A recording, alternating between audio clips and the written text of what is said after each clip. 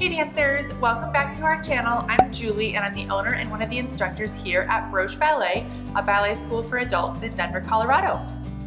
Today I want to talk to you about how to point your feet without curling your toes.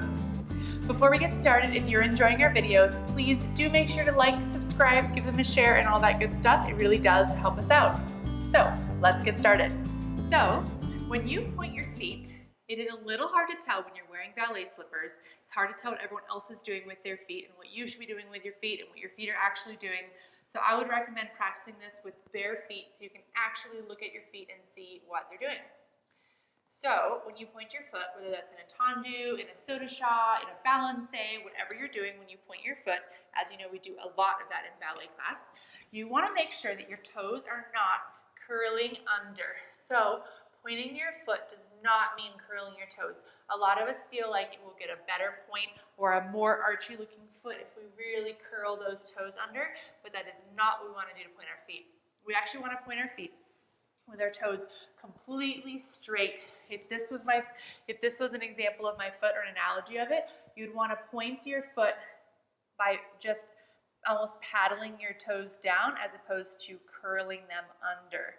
So you want to reach them long like they're reaching for the floor. This is super important to develop this strength in your feet because when you do get to point, or if you're already up on point, you don't want to be knuckling your toes up in there. You're going to get blisters all along that knuckle from hitting the front of your point shoes, and it's just not going to give you the strength you need to roll up and down off of point because your toes can't be curled up there in that box. So you want to start developing the strength to point your toes with nice long toes. Don't curl them under. So how do we actually do this? I think in the beginning, one of the biggest things that people ask is, should I be using a TheraBand?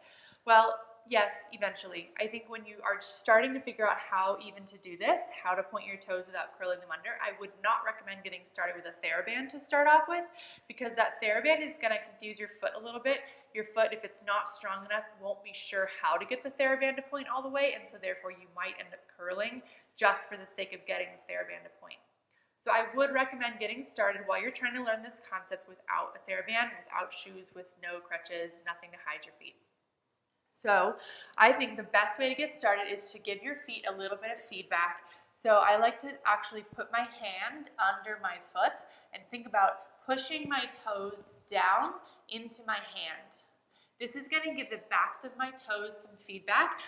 If this is my toes, I'm pushing down with my toes into my hand. This is going to give the underside of your toes some feedback and encouragement to stay long and straight. So I'm going to just push down into my hand. I'm not even pointing my foot yet. You'll notice my foot is flexed. It's actually in a pretty ugly position here when I'm really just working on pushing my toes down. But that's okay. That's not the point. The point is really just to get your toes used to pushing without bending. You can do this on the floor. You can try to push into the floor, trying to keep the backs of all of your toes down on the floor. Don't let them curl up as you push into the floor. Really just trying to push the undersides of your toes down into the floor or into your hand. I kind of like my hand better than the floor because, well, you can do it on the couch, which is super helpful for if you're watching TV after dinner or whenever you are relaxing.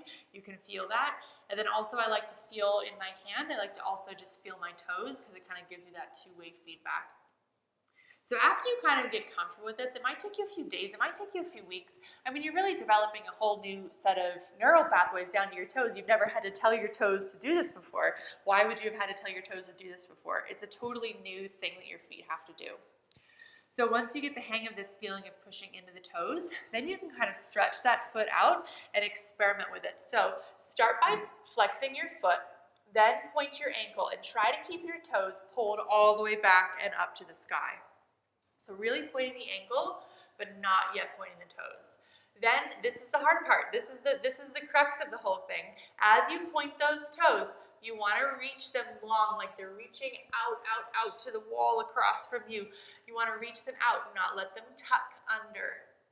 You want to try to feel that same thing you felt when you were pressing into your finger. You want to feel that same thing out there at the very end of your point. It's a little hard to reach to do this with your hand, but you could use like a little ball. You could put like a little bouncy ball right there that you could push into something out there that you can give that feedback to. But that part of the point from that flex, from the flexed toes, pointed ankle, to the pointed toes, long, long, long, not curled under. That is where you want to start working. And if you can only go a tiny bit before they curl, that's fine. Just go that little tiny bit. Don't worry about going all the way if they start to crunch. Just keep them long, long, long as you reach them closer to the ground. The farther you can get your toes down to the ground, that's something that you can improve and really change. And it's going to change the look of how you point your feet. It's going to make your feet look more archy if you can get those toes to point farther and farther and farther down. So my feet, I get a lot of questions about my feet because they are incredibly arched. They're very arched. They're so arched that on the other side of my foot, on this side of the foot, it doesn't actually even touch the ground. So my footprint when I walk at the pool or at the beach is really just toes and a heel. I get a lot of questions about my feet. How do you get feet like these? Unfortunately, the answer regarding this section of my foot, the shape of that arch, is that it is hereditary. These bones were made like this. My feet did come like this. But what I can improve and what you can improve as well, most importantly, is how far your toes can go down to improve that point. You can kind of stretch the ligaments and stretch parts of your feet and your ankle to improve that arch, but what's going to make the most gorgeous difference is how expressive your toes are. Your toes, you want them to be able to almost look like hands. You want them to be very, very expressive down there, and so the more expressive you can make them, the more you can do this without curling your toes under, the stronger those feet are going to get and the stronger your point is going to look. Even if you're not born with feet like mine that are really arched already, the toes, the shape of the toes can really make a big difference in how pointed your feet look. All right, dancers, that is all for today. Please let me know if you have any questions in the comments below. And of course, don't forget to like, subscribe, share, and all that good stuff. Until next time, take care.